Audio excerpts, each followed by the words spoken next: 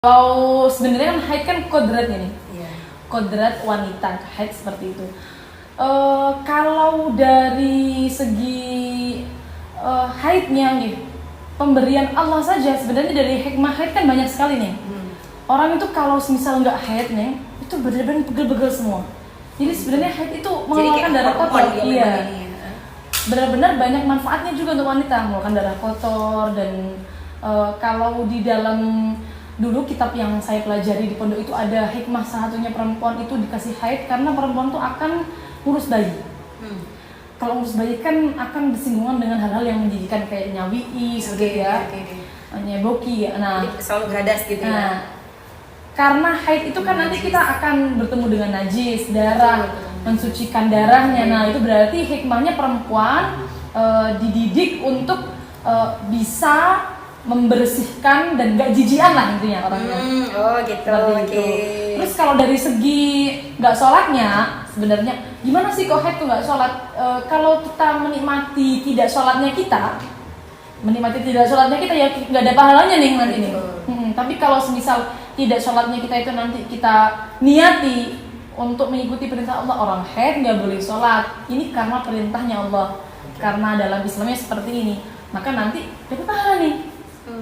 Padahal kita nggak sholat, tapi pahalanya sama seperti orang yang sholat. Karena niat abud ya. Iya, betul. Niatin. Tapi dalam haid, meskipun haid masih boleh beribadah kan? Iya, dengan contoh ibadah beribadah apa mungkin yang masih bisa dilakukan ketika haid? Baca sholawat. Membaca sholawat. Kalau pegang majmu boleh kan nih? Boleh, pegang majmu. Kamu kan nggak boleh mushaf ya. Betul. Terus kayak misalnya roti bul haddad kayak gitu. Iya, kan boleh, masih boleh, bisa boleh, sekali, boleh banget boleh, ya. Boleh. Mirip kan boleh. Ya terus jadi intinya dalam haid masih harus diniati beribadah, iya. Kemudian tetap bisa ibadah dengan dalam bentuk lain. Betul. Seperti itu. Terus ini nih, jadi untuk pengajaran haid sebenarnya harus diajarkan sejak kalau sejaknya itu sama seperti mendidik kayak sholat sama. Cuma biasanya kan ketinggalan gitu nih. Sholat dulu yang penting ya, akhirnya haidnya ketinggalan sehingga anak-anak itu sampai usia SD itu belum ada pendidikan haid sama sekali. Mestinya sejak menyuruh untuk sholat itu sedikit demi sedikit diberi pendidikan tentang nanti kalau umur 9 itu sudah ada beberapa yang mengalami haid keluar darah. Jadi semisal anak itu keluar darah tidak kaget kemudian tidak jijik. Betul. Karena ada yang takut nih, wah saya berdarah mama. Perempuan fobia darah gitu ya, masalah ini gimana? Berdarah ini gimana gitu ya. Ada yang bahaya lagi nih, ada yang darah keluar dia diam aja karena anak kecil ini mungkin masih SD. Terus nggak bilang ke orang tuanya kalau udah keluar darah, tahu-tahu orang tuanya pas lagi nyuci mungkin ya, pas lagi nyuci kok ada darahnya gitu. Seperti itu. Sejak kapan ini darahnya? Kan nanti hitung-hitungan aja jadi agak rancau ini gimana? Jadi tapi startnya memang harus 9 tahun. Sampai 9 tahun lebih kurang kan sedikit. kalau sholat 7 nih, dianjurkan 7. Kalau sholat 7 ya dianjurin juga 7, haid sama. Kalau sholat 10 tahun harus ada pemukulan ya. Maksud saya untuk keluarnya haid memang batasannya memang paling minim usia 9 tahun. Ya. Usia minimal haid ini. Berarti kalau misalnya 9 tahun kurang beberapa hari gitu berarti bukan dianggap haid ya? Jadi 9 tahun Hijriah nih. 9 tahun Hijriah. Oke, bukan Masehi. Kurang 16 hari. Itu minimal masa haid. Minimal usia perempuan haid.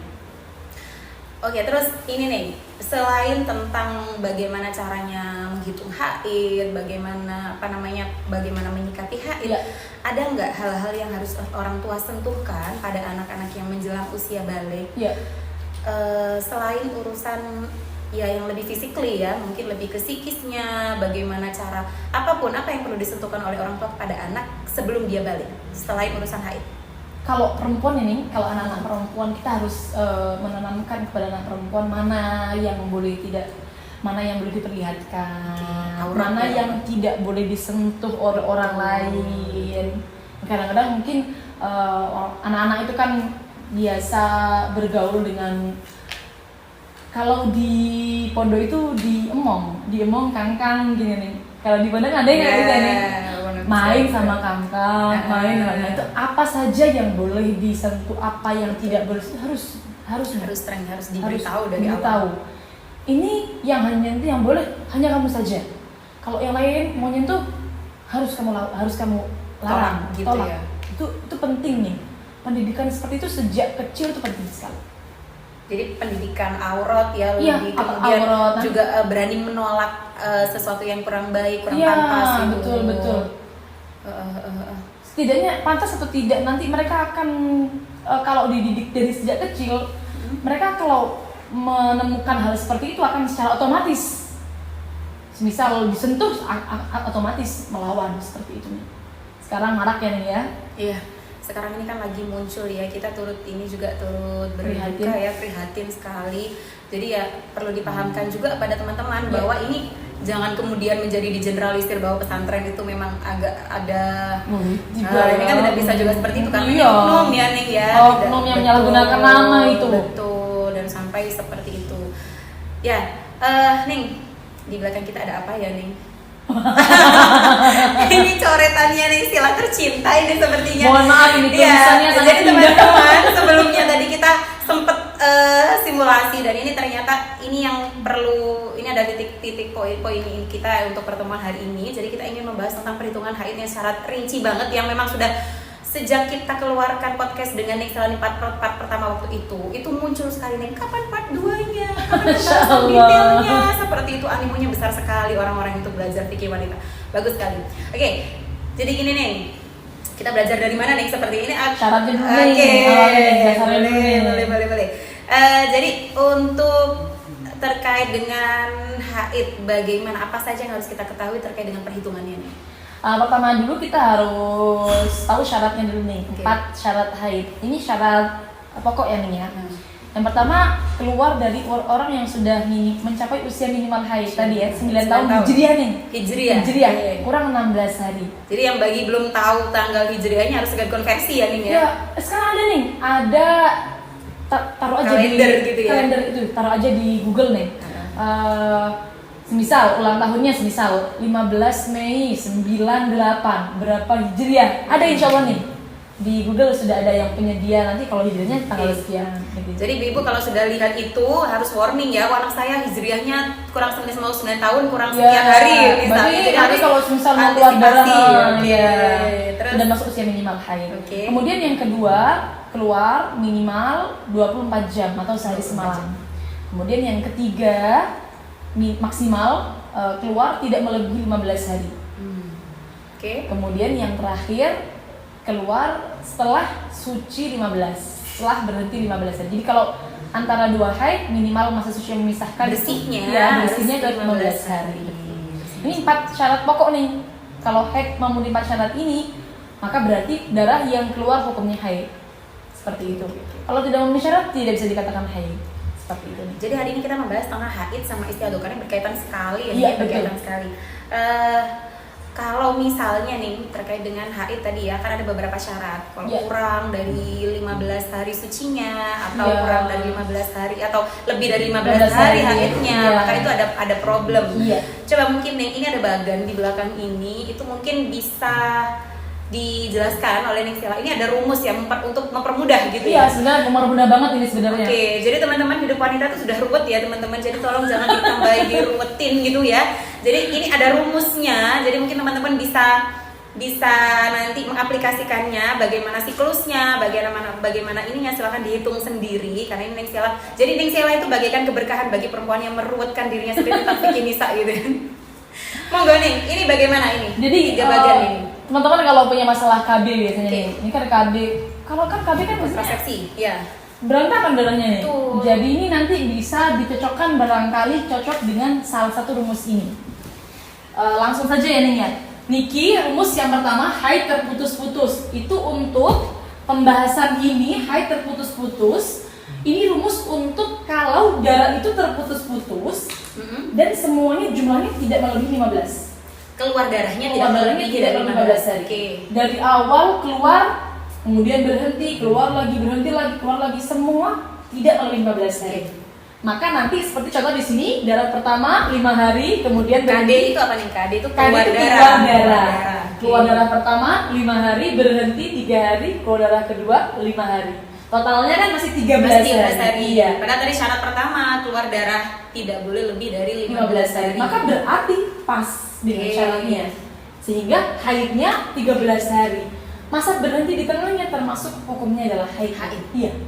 Keikut haid hukumnya. Jadi meskipun misalnya keluar darah 5 hari terus kemudian dinyatakan suci. Iya, dia suci. tetap harus mandi harus dulu. sholat, mandi dulu, Harus mandi dulu, sholat, puasa. Meskipun setelah itu keluar haid lagi. Nah, kalau keluar darah lagi, oh ternyata saya masih 15 ini. Saya masih di dalam 15 hari, berarti haid lagi nih. Oh, gitu nih. Jadi sholat saya kemarin sholatnya batal. Cuma kalau masalah pahala tetap karena sudah mengerjakan. Karena kan masalahnya dia kan mengikuti perintah Allah. Jadi kalau mengikuti perintah Allah sudah ada pahala nih. Aman pahala. Tapi boleh tidak kalau misalnya dia menunggu? Kalau semisal menunggu, semisal nih adat haidnya ada sebenarnya khilaf nih. Sebenarnya khilaf. Kalau yang kuat tidak boleh menunggu. Yang kuat tidak suci ya mandi aja gitu. Suci harus mandi. Gitu nih. Tapi kalau ada yang mengatakan boleh menunggu, tapi ada beberapa ketentuan. Yang pertama, bulan ini belum mencapai haid sesuai dengan bulan sebelumnya. Misal bulan kemarin haidnya 7 hari. Okay. Sekarang itu baru 5 hari. Berhenti. Baru 5 hari berhenti. Bulan kemarin 7 hari memang terputus-putus darahnya. 7 hari itu dari mulai hari keempat mandek, terus keluar lagi. 5 keluar lagi. Sudah punya kebiasaan putus-putus. Iya, terus totalnya 7 hari, sekarang 5 hari mandek. Maka boleh nunggu sampai 7. Boleh nunggu sampai 7 karena bulan kemarin memang punya kebiasaan putus-putus dan kebiasaan bulan kemarin 7 hari keluarnya. Begitu nih. Jadi kalau ada kebiasaan putus-putus dan bulan kemarinnya belum mencapai bulan kemarinnya, maka boleh nunggu sampai hari adatnya. Ini berarti perlu digarisbawahi adalah melihat adat haid sebelumnya. Iya, betul. Itu kalau masalah mandinya nih, itu menurut pendapat yang kedua. Kalau menurut yang kuat, ya nggak boleh nih. Nggak boleh nunggu. Jadi kalau di sini, apakah boleh nunggu? Nggak boleh, langsung mandi. Berarti sarannya Ning Sela untuk kita menandai haid kita berhentinya itu ya harus dicatat. Jadi mencatat darah itu dari mulai keluarnya, lebih baik jamnya juga sekalian. Nanti karena akan berdampak dengan qada sholatnya nih. Betul. Iya. Jadi keluarnya itu hari apa, jam berapa. Kemudian berhentinya hari apa, jam berapa. Kenapa kalau ada jamnya juga nanti akan berdampak ini saya perlu qada sholat apa saja. Misal dia nggak ngerti jamnya kan juga kan repot nanti qada sholatnya. Iya. Jadi dia wajib mandi setelah darah berhenti di sini wajib mandi, di akhir juga wajib mandi lagi. Di sini walaupun dia puasa tetap harus diulang lagi puasanya. Seperti itu nih. Ini untuk yang terputus-putus. Jadi dia tidak melebihi 15 hari. Maka rumusnya gampang banget. Semuanya haid. Nah, sekarang kita kesini dulu nih. Ke yang penyempurna suci. Ini konsepnya kalau mau ikut yang ini berarti darah pertama ditambah dengan masa berhentinya, masa bersihnya itu tidak boleh kurang dari 15 hari. Boleh pas 15 atau lebih sekalian boleh. Maka nanti darah kedua yang keluar dia masuk istihadah penyempurna suci. Di sini contohnya kan 7 hari keluar darah, kemudian berhenti 8 hari, kan totalnya 15. Kok keluar darah lagi? Maka berarti darah ini harus menyempurnakan suci dulu. Di sini darah kedua keluar 6 hari. 6 hari ternyata sucinya kan kalau 8 kurangnya masih 7 ya nih ya. Jadi 6 hari semua hukumnya istihadah. Ya, tidak ada sisanya. Tapi kalau semisal kita alihkan ke sini. Tapi yang jelas untuk bersihnya itu tidak boleh lebih dari 15. Kalau lebih dari 15 boleh nih. Kalau tidak dari 15 setelahnya berarti dihukumi istihadah atau haid? Mana ini? Yang ini. Bersihnya misalnya keluar darahnya 7 hari. 7 hari kemudian bersihnya 20 hari. Bersihnya 20 hari, gini. Ya. Bersihnya dibuat 20 hari. Maka tentu yang kedua haid nih. Iya. Berarti haid toh. Iya. Soalnya kan dia sudah terpisah masa suci 15. Lebih dari 15 sudah. Iya. Jadi ini pembahasan kalau sucinya kurang dari 15 hari. Sucinya kurang dari 15 hari. Terus gimana kalau sucinya kurang 15 hari? Begitu. Nah, semisal tadi ya nih ya, di sini kan sucinya 8 hari. Kemudian keluar lagi darah 6 hari, hukumnya istihadah semua. Karena kan tidak ada sisanya menyempurnakan suci semua. Kalau semisal darah kedua ini keluar, contohnya di sini kan sama yang awal. Kita rubah KD2-nya menjadi 15 hari.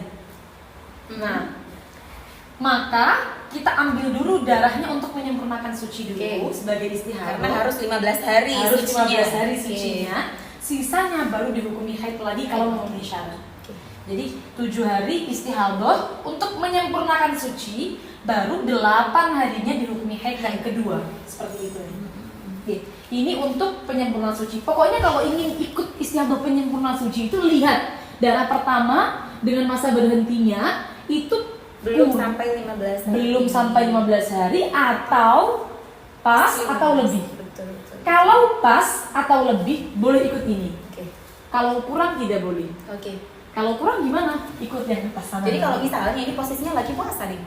Kalau Misalnya, posisinya lagi berarti puasa. 8 hari ini kita semuanya harus Enggak nih. dihukumi kita Oh, suci. Suci. nih. Suci atau kita istiadah? Suci ya. Di 8 hari kan berhenti nih. Mana nih? Oke, berarti Yang ini. istihadahnya yang ini yang kita Ya ini istiadah. Oke. Jadi kalau misalnya ini pas bulan puasa ya nih ya.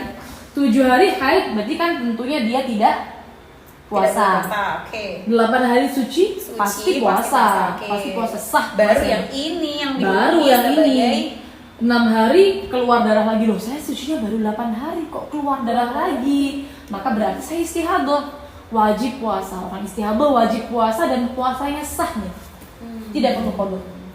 Jadi kalau misalnya terkait dengan puasa ini ya, misalnya kemudian ada orang dia sucinya itu berhentinya darahnya itu malam, berhenti darahnya malam, tapi dia nggak kunjung suci, katakan sucinya nanti aja lah menjelang sahur. Oh gitu. Ternyata kebablasan Sampai sampai subuh dia nggak mandi suci. Hukum puasanya gimana? Boleh nih, yang penting malam setelah berhenti darahnya langsung niat. Jangan Jadi niat tidak boleh, tidak apa-apa dalam kondisi berhadas. Tidak apa-apa. Niat itu yang nggak boleh ketika dalam keadaan haid. Kalau suci kan sudah nggak haid, tapi masih membawa hadas. Masih membawa hadas karena belum suci. Iya, karena belum mandi suci. Okay. Jadi semisal sucinya malam hari, maka tips dari saya langsung aja niat. Langsung aja niat mau mandi waktu qoblasah, sahur atau mandi sebelum tidur itu sembarang. Yang penting niat. Jadi bahkan ketika dalam case junub juga sama? Sama. Junub yang penting malam udah niat, terus mandinya semisal kebablasan sampai subuh. Gimana puasanya dalam keadaan hadas besar nggak masalah?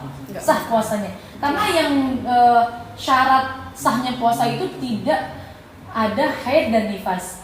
Suci dari haid dan nifas. Tidak ada syaratnya. Siap. Lanjut berikutnya di kolom berikutnya ini sepertinya yang paling sering terjadi yang paling sering ini dan kayaknya sering kelewat ini. Iya betul nih. Mungkin sebelum menuju ke sini ini banyak pertanyaan dari teman-teman ini terkait dengan hukumnya orang yang menggunakan kontrasepsi sehingga banyak flek gitu ya, fleknya kemudian terputus-putus misalnya tidak sampai 24 jam. Oh begitu. Fleknya misalnya tidak sampai 24 jam. Misalnya ketika hari ini keluarnya darahnya hanya 1 jam misalnya. Terus kemudian nggak keluar lagi, besoknya juga gitu. Misalnya sampai 5 hari katakan. Setelah 5 hari dia kemudian 5 hari di total ternyata nggak sampai 24 jam. Itu terus gimana hukumnya? Apakah itu istiadah atau ini pembahasannya hukum darahnya nih ya? Hukum darah. Darahnya nih ya. Kalau pembahasan darah itu keluar sedikit gitu ya nih ya. Tetap harus sesuai syarat. Kalau tidak sampai 24 jam, semua istihadah. Jadi kalau yang harus ngeceknya itu nih. Jadi gini nih. Kalau dia itu keluar darah terputus-putus, maka semisal keluar darah. Oh, saya haid. Kemudian berhenti dicek nih. Jadi kapan sih kita harus ngecek darah itu?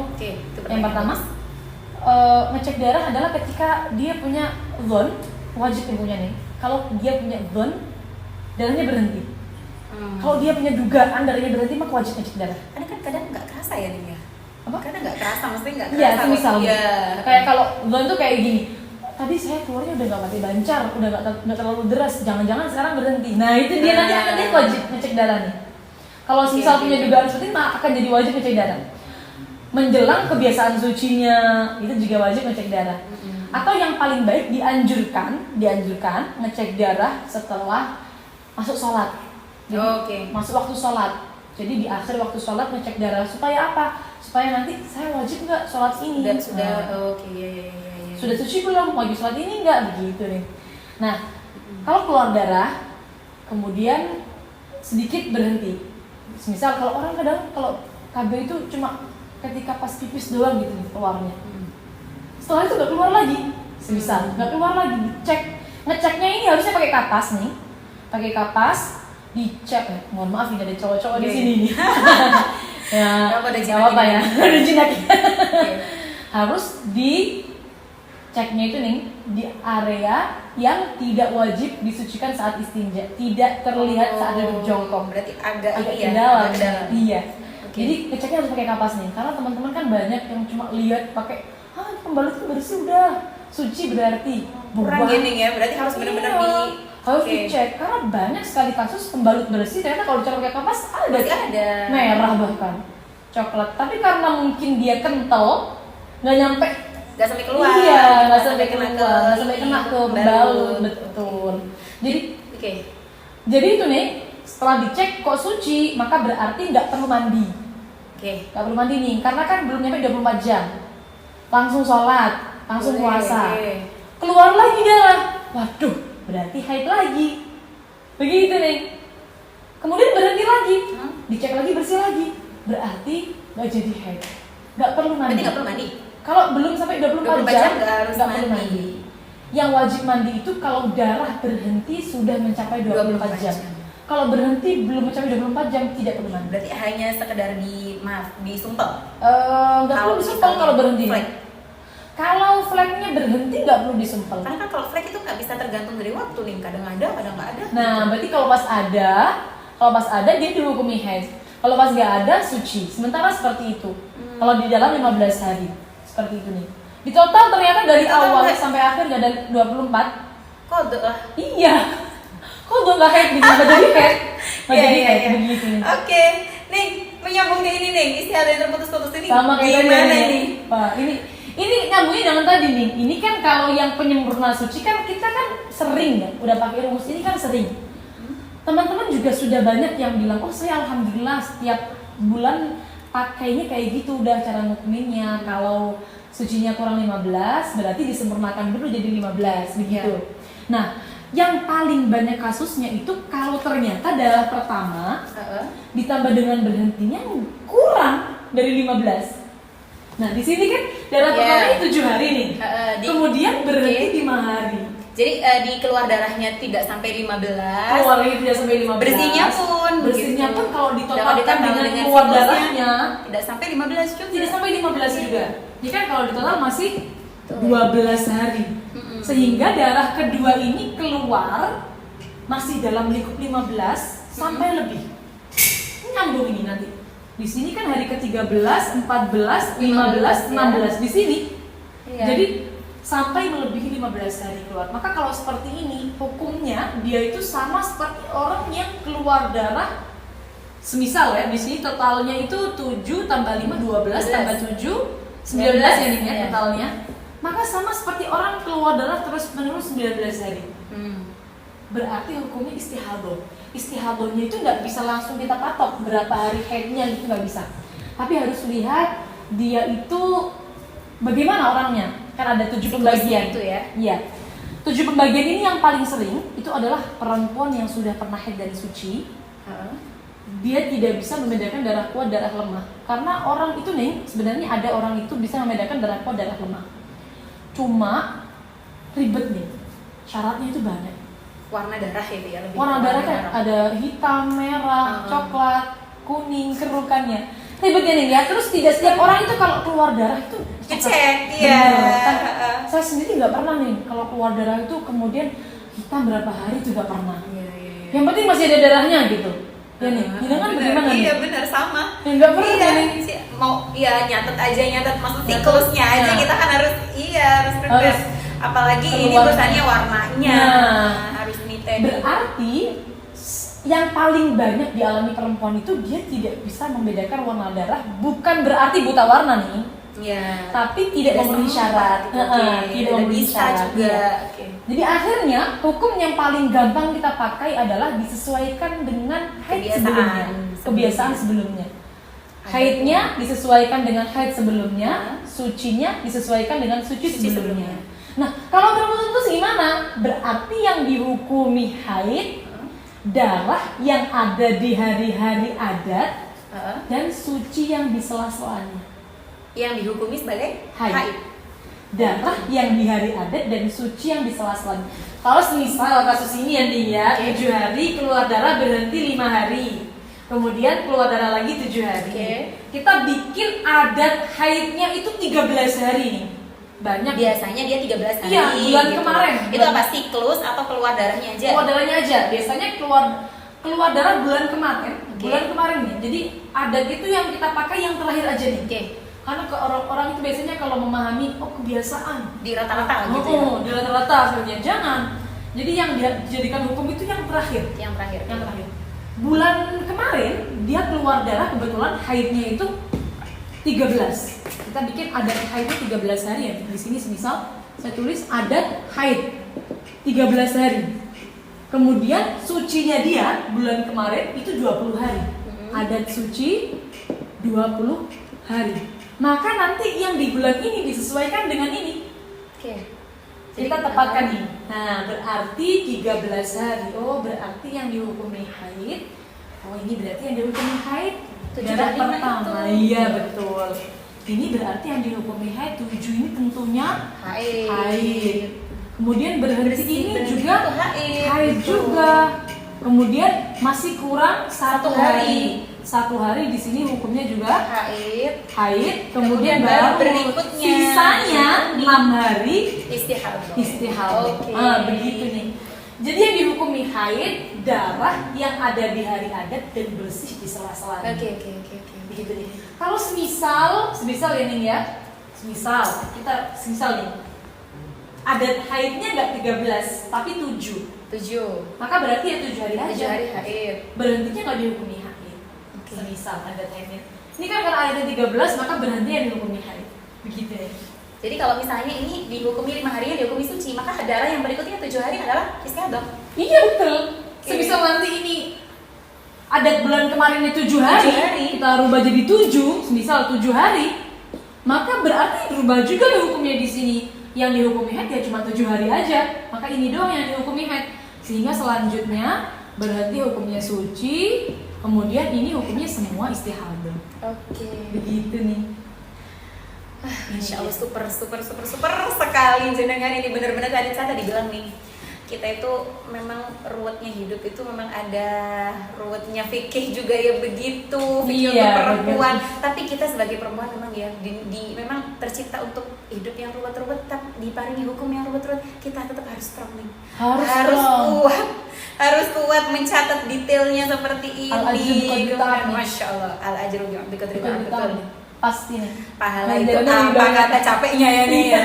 Oke, teman-teman, ini sepertinya kalau misalnya dilanjut kayaknya akan menjadi sesi sendiri. Ini episode yang tidak kunjung habis karena apalagi teman-teman juga punya mungkin siklus yang berbeda-beda nih ya.